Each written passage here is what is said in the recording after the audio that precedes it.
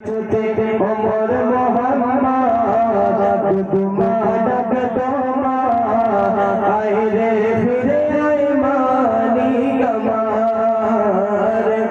আয় রে ফিরে আয় মানি গমার। আমরা আপনার বাড়ি থাকবো 10 থেকে 20 টাকা থাকি, তখন আপনার মক্কা মদিনা হুজুর পাক সাল্লাল্লাহু আলাইহি ওয়াসাল্লামের আশা করতে পারি না, তবু বিশ্বনবী হুজুর পাক সাল্লাল্লাহু আলাইহি ওয়াসাল্লামকে প্রাণেও বলতে পারি না। যখন আমরা আপনার বাড়ির পাশে যখন লক্ষ টাকার মালিক একজন থাকে, যে বছরে ক টাকা করে ক টাকার মধ্যে ক টাকা যাকাত দিতে হয় সেও জানে না। যদি মনে করে তার হজ, যদি মনে করে তার হজ ঘরে পথে হয়ে যাবে, এই 3 থেকে 4 লাখ টাকা গ্রাম প্রতি মাসে খাওয়ানো লাগবে না। যদি সে মনে করে আমি তোর মুসলিমকে খাওয়াবো, মানে এতিমদেরকে খাওয়াবো, আল্লাহ পাক তার হজ নামার আলেমে লিখে দেয়। তাই কবি সে আমার গুরুর গজল এমনি রাইজান সাহেবের গজল ছোট্ট একটি কালাম করে চলে যাবো, শুনলে আশা করি ভালো লাগবে। ঘরে বসে হয়ে যায়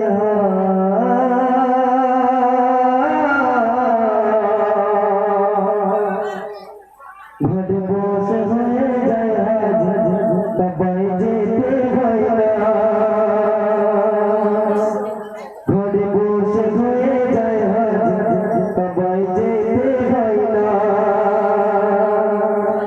যে করে তিমের সেবা, যে করে তিমের সেবা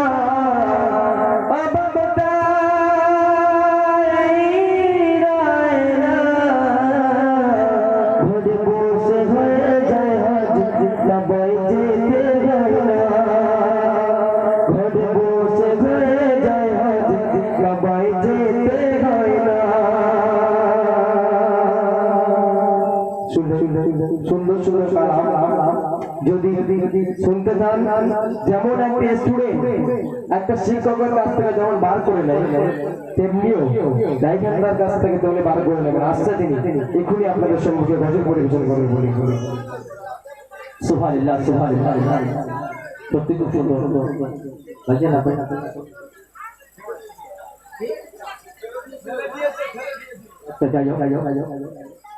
এতক্ষণ শুনলেন কেটে দিচ্ছেন কিন্তু আপনি কেটে দিচ্ছেন। Hello hello hello hello hello hello hello hello hello hello hello hello hello hello. ঠিক আছে ঠিক আছে ঠিক আছে ঠিক আছে ঠিক আছে, আপনাদের ভালো লাগছে তো? আপনারা যদি শান্তি না পান আমাদের গিয়ে কোনো শান্তি পাবেন। তো ভাইজান আপনারা একটু নারে তাকবীর ধরে দেবেন, নারে তাকবীর, নারে তাকবীর, একদম আওয়াজ নেই, রাস্তাটা চলছে। তো আপনার সম্মুখে এমডি রাইজান ইসলাম সাহেব আপনার সম্মুখে একটু আগে আমি এসেছিলাম আনার জন্য, আর আপনাদের এখানে আমার এই জীবনের প্রথম। আর সত্যি কথা বলতে গেলে আমারই ভাগ্য, আপনাদের নসিব যে আমি এখানে আছি, আর আমার ভাগ্য যে এত এত দর্শককে আমি পেয়েছি, এটাই আমার ভাগ্য। তো আমাদের মা বোন এবং দাদা ভাই, সর্বপ্রথম একটা কথা না বললে আমি থাকতে পারি না। আজ একটা মায়ের কাছে গিয়ে যদি আমি বলি বা মাসিমা আপনার কোরআনটা একটু দিন তো পড়বো, মাসিমা একটা সিঁড়ি নিয়ে আসছে, সিঁড়ি নিয়ে এসে বলে যাচ্ছে, মানে আমরা যারা মাটির ঘর বলি, আড়া বলে বা ছাদ বলে, সেই সিঁড়িতে উঠে কোথায় যাচ্ছে বলে অনেক ঘুরে রেখে দিয়েছি কোরআনটা, ভুল পড়ে গেছে কোরআনে, সেই কোরআন ঘাটতে ঘাটতে মানে কোরআন দায় সারা দরকার, দায় সারা দায় সেরে রেখে দিয়েছে, কোরআন কিনতে হয় তাই কেনে। আমার আল্লাহ পাক রব্বুল আলামিন বলছেন, আমাদের কাছে একটা বন্ধু যদি মূর্খ বন্ধু হয়, তার কাছে মোবাইল এসএমএস আছে, তার মনটা আনচান করে যে এসএমএসটা কি দিল। একটা শিক্ষিত বন্ধুর কাছে গিয়ে বলছে, বলে কি এসএমএস বলছে 10 টাকা মারলে 10 টাকা অফার, সঙ্গে সঙ্গে আমরা মেনে নিই। কিন্তু আমার আল্লাহ পাক রব্বুল আলামিন কোরআনের মধ্যে এত বড় অফার দিয়েছে, আমরা সেদিকে তাকাই না। কি বলছে যে আলিফ লাম মিম, এটা একটা ওয়ার্ড নয়, আলিফ একটা ওয়ার্ড, লাম একটা ওয়ার্ড, মিম একটা ওয়ার্ড। বলছে যে আলিফ পড়বে তার 10টা নেকি, আর যে শুনবে তার 10টা নেকি। একবার জোরে বলা যাবে না সুবহানাল্লাহ? তো যাই হোক, আমি সর্বপ্রথম ছোট্ট, আপনাদের ব্যস্ত করবো না, ছোট্ট আয়াত দিয়ে আমি এই শহীদ লেকচার শুরু করব। তো আমরা আশা করি শ্রবণ করব। আউযু বিল্লাহি মিনাশ শাইতানির রাজীম। বিসমিল্লাহির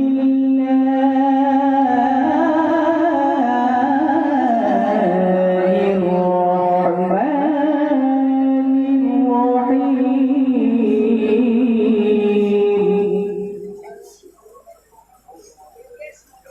ইয়া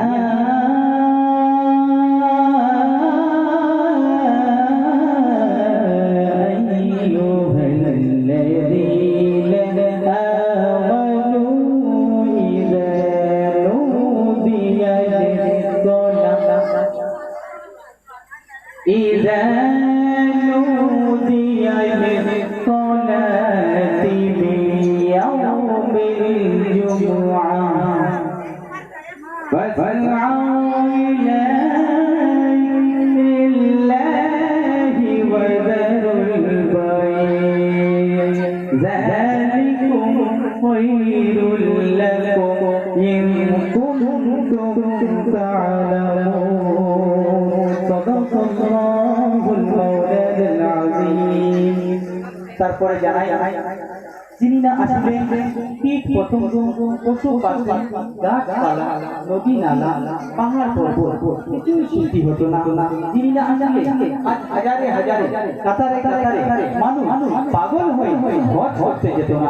যিনি না আসলে কবির পবিত্র ভাষা খুঁজে পেত না। যিনি না আসলে আমি আপনি আপনারা কেউ সৃষ্টি হতেন না। তো সেই নবীর স্থানে একটি কালাম পেশ করবো। তবে হ্যাঁ, আপনাদের কাছে রিকোয়েস্ট করছি আপনারা কেউ দূরের দিকে খেয়াল করবেন না।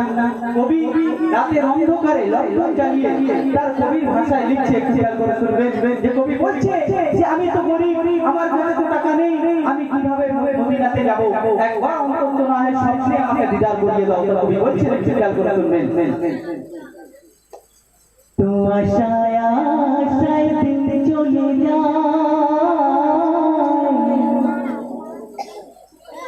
আশা পূরণ হলো না, আর জীবন যাবে তো আমরা নবীর দামান ছাড়বো না। তো কবি বলছে, একটু খেয়াল করে শুনবেন। বহু আশা জীবনে আমার গো, মদিনা জিয়ারতে যাব, তোমার কদমে চুমা দেব, আর না হয় যেতে যেতে আমি প্রাণ হারাবো, তবু মদিনা জিয়ারতে যাব। বহু আশা জীবনে আমার গো, মদিনা জিয়ারতে যাব। সুন্দর একটা কবিতা খেয়াল করে বলবেন। ও আল্লাহ তোমার দরবারে তুমি মিনতি আমার, মনের আশা কবে দিবে থাকবো, বহু আশা জীবনে আমার গো, মদিনা জিয়ারতে যাব। তো আমি আশা করি আপনাদের ভালো লাগবে। তো কবি বলছেন যে আমাকে অন্তত একবার স্বপ্নকে তুমি দেখিয়ে দাও গো, খোদা তুমি করো দয়া আমার তারে,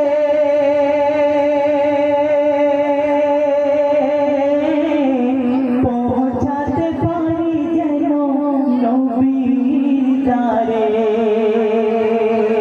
গো, খোদা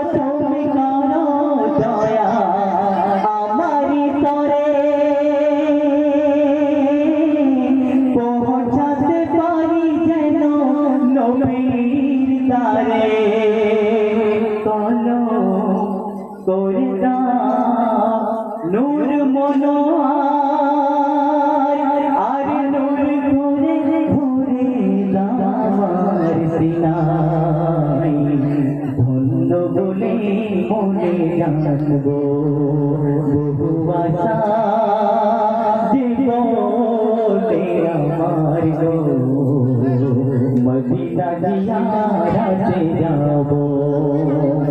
তো কবি লাফি লাফি হার মেনে গেল যে আল্লাহ তুমি অন্তত আমাকে স্বপ্নের মাধ্যমে দিদার করে দাও। তাই কবি বলছেন গো স্বপ্নে পাবো যেদিন তোমারি দিদার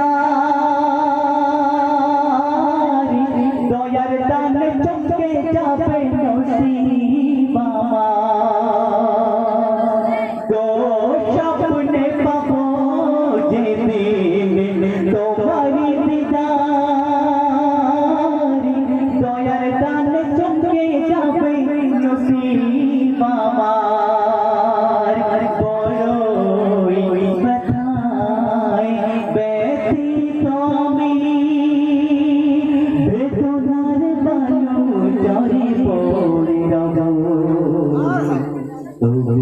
মদিনা জিয়ারতে যাবো বহু আশা জীবনে আমার গো মদিনা জিয়ারতে যাবো। শেষ কালাম কবি বলছেন গো আল্লাহ তোমার গুনাহগার বান্দা মুজাফফর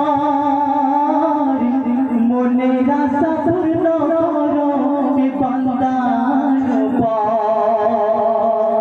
গো আল্লাহ তোমার গুনাহগার বান্দা এমডি রাইহান মনের আশা পূর্ণ করো এ বান্দার পার। আমি যে নবীজি প্রেম দিওয়ানা দুহাত তুলে মোনাজাত করে যাবো মদিনা জিয়ারতে যাবো বহু আশা জীবনে আমার।